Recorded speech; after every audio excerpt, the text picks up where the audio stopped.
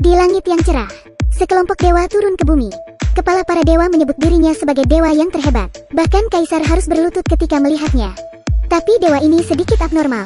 Lihat saja, dia mengambil emas dan memasukkannya ke dalam saku. Tidak hanya itu, dia juga menindas permaisuri. Kaisar sangat prihatin. Apakah dewa bertindak seperti ini? Hanya tersisa sapu. Para prajuritnya kini menghilang. Dewa di hadapannya berubah penampilan. Ternyata, dia adalah pendeta paling terkenal di Joseon, Wo-Chi. Dia menjentikan jari. Musisi segera mengubah BGM. Nadanya sangat ceria. Wo-Chi mulai jahil. Pendeta itu apa?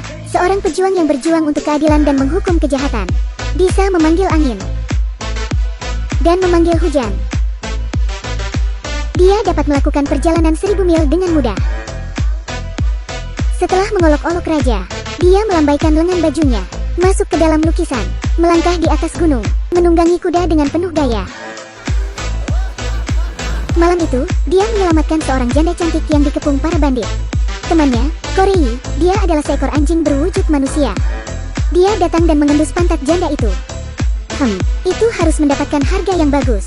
Setelah mengatakan itu, dia mengarunginya dan menjualnya. Ketua bandit mendekati janda itu dengan penuh nafsu. Wo-Chi tiba-tiba muncul dan mengganggunya. Tapi dia tidak menyangka, orang tua di depannya, tenaganya ternyata sangat kuat dan sangat marah. Dengan raungan yang aneh, dia berubah menjadi iblis tikus. Ternyata Wo-Chi sedang menangkap iblis. Iblis tikus menyerangnya. Wo-Chi menyentikan jarinya dan terbang. Dia membaca mantra.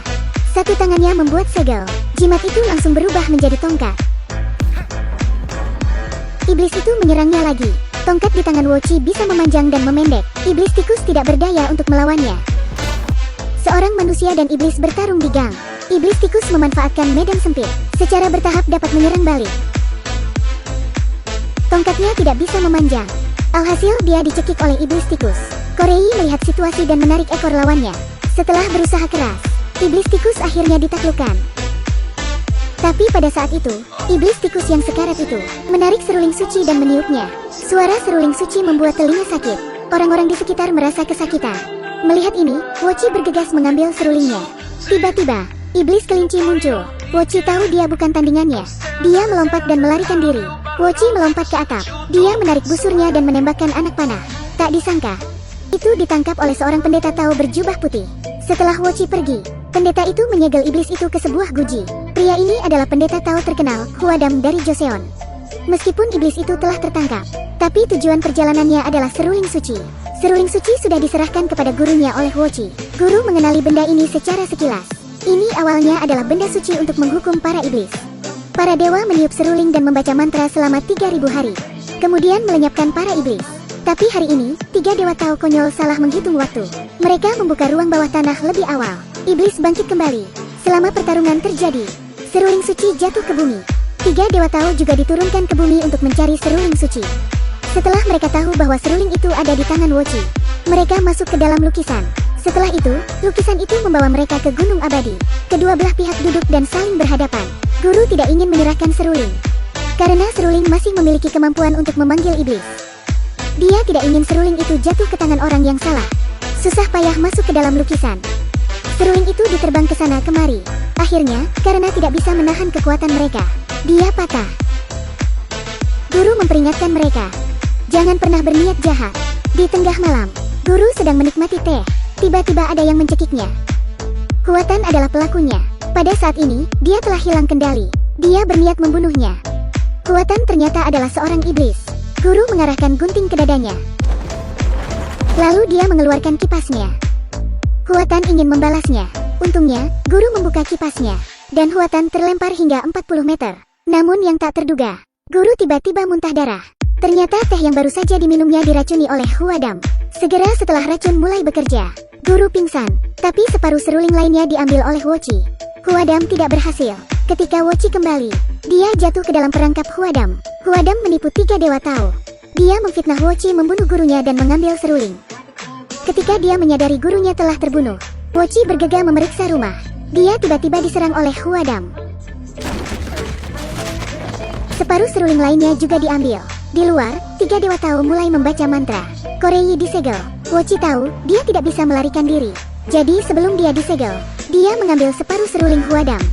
Sehingga rencananya Huadam tidak akan berhasil jika dia ingin melepaskan Wochi dan mendapatkan seruling suci. Dia harus menunggu setidaknya 500 tahun. Dalam sekejap mata, 500 tahun telah berlalu. Iblis bersembunyi dan muncul kembali di dunia. 3 dewa konyol sama sekali bukan tandingan iblis. Huadam juga telah menghilang untuk waktu yang lama. Mereka harus membuka segel dan melepaskan Wochi. Setelah bebas, Wochi penasaran dengan sekelilingnya. Pada saat itu, iblis muncul. Tanpa panik, Wochi membaca mantra. Dengan tongkat di tangannya, seluruh dunia ada di ujung jarinya. Kemudian, ia memamerkan keterampilannya. Dengan pasukan yang banyak, iblis dapat dikalahkan dengan cepat. Tapi sekarang, dia bukanlah pendeta Tao kecil yang jahil seperti dulu. Sekarang dia hanya memiliki satu tujuan, mencari Huadam dan balas dendam. Tapi dia tidak mengetahui, semua ini adalah rencana Huadam. Hari ini, Huadam menemukan Chongrangi. Dia menggunakan triknya, menipu Chongrangi untuk mencuri mantra Wochi. Tanpa mantra, Wochi tidak dapat melawannya. Dia dapat mengalahkan Wochi. Huadam mengambil separuh seruling lainnya. 3 dewa Tao memulihkannya. Ketika dia hendak berhasil, Korei tiba-tiba muncul. Dia membongkar identitas iblis itu. 3 dewa Tao ragu. Di saat kritis itu, Wochi yang ada di dalam air sadar. Menggunakan kemampuannya untuk bangkit, dia perlahan keluar dari sungai. Kedua belah pihak saling berhadapan. Huadam hendak menyerangnya. Wochi tiba-tiba menjadi roh. Dia muncul dan menghilang. Tiba-tiba dia berada di belakang Huadam dan mengambil seruling suci. Lalu dia menghilang lagi. Kekuatan Wochi meningkat pesat. Pada saat ini, Huadam diserang terus-menerus. Keduanya bertarung dengan sengit. Huadam akhirnya kalah. Akhirnya, seruling suci kembali ke pemiliknya yang sah. Huadam masuk ke lukisan dan disegel secara permanen. Tamat.